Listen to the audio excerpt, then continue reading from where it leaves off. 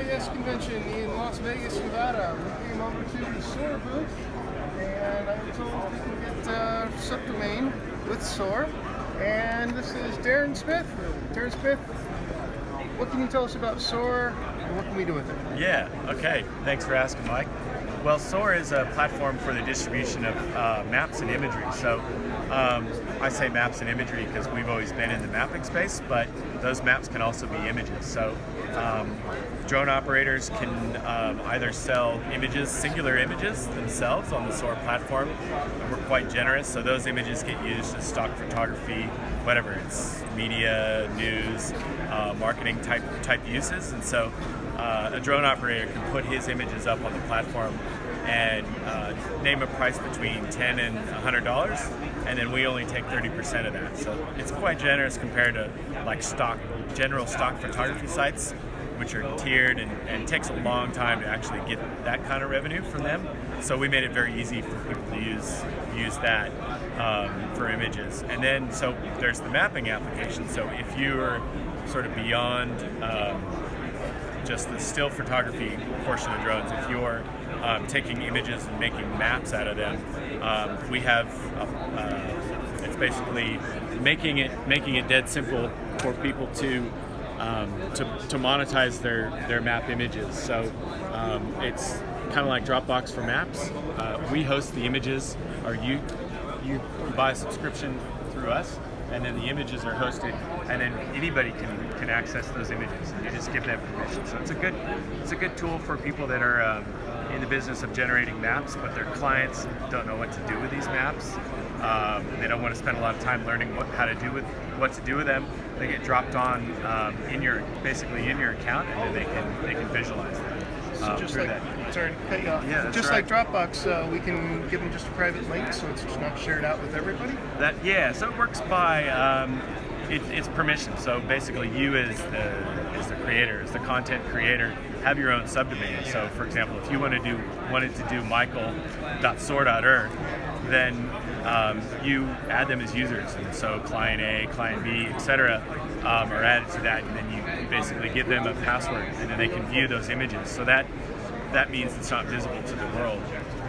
The other thing is you can actually, so that there's a challenge there though, that if you generate some really awesome stuff, and then your client is sitting there zooming in and out, and using that data a lot, there's a computer somewhere in the background that has to work, to make that happen.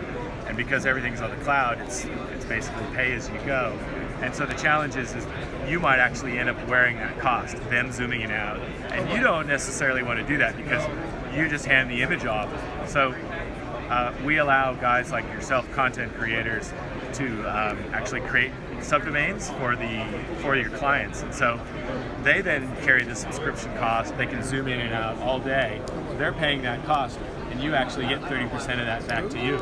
So can we take a look at what that looks like on we can definitely. So I might just quickly. So this right here is the singular top-down imagery example. So that's the part of the platform. So these are images that one of the users has uploaded and made available, and that's of course right nearby here in Las Vegas. And if I was interested in buying that image, I could then go to where that image is, and then buy that. So he's selling this image for $10. He gets $7, and the general user just comes on, purchases that image, and it's kind of like they can do whatever they want with that image, except represent it as their own. So they can use it in any print media, they can use it online. So copyright still belongs to that's right.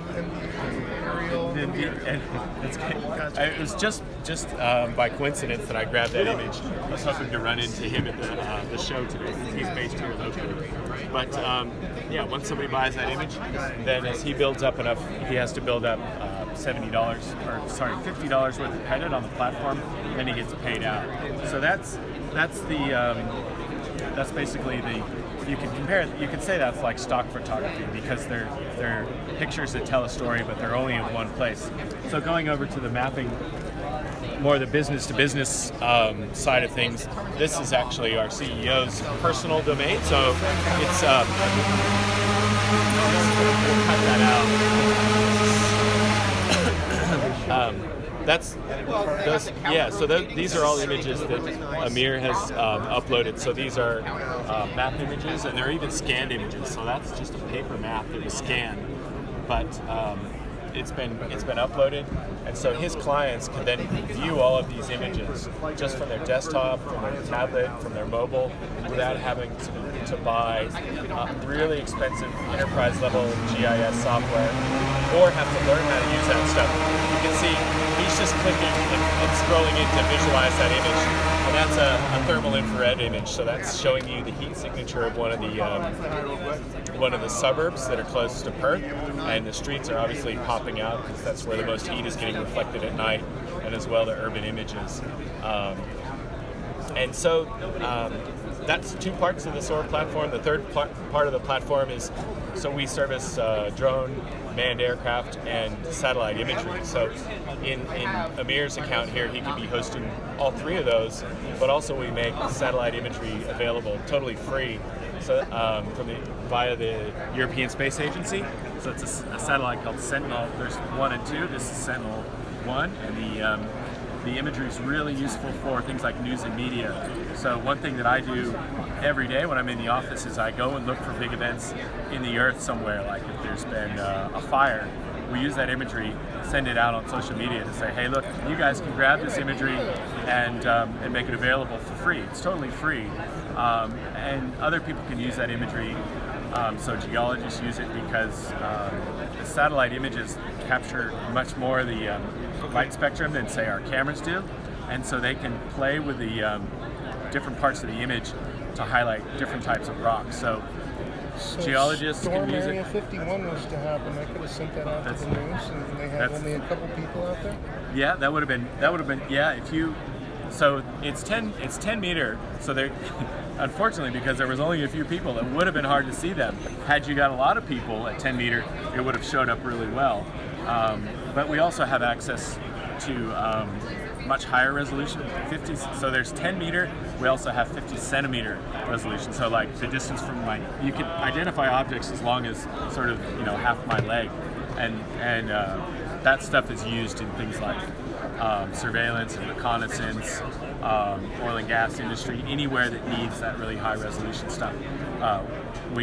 That's available through the Soar platform. So I probably gave you it's a lot of information. Feel free to cut some of that out. All right. Will do. Yeah. Thank you for your time on that. Appreciate you sharing everything you got. You got me some ideas here of the next election, or people are going out on election campaigns. Start taking some photos and sell them here on Soar. Yeah. All right, we're going to sign off.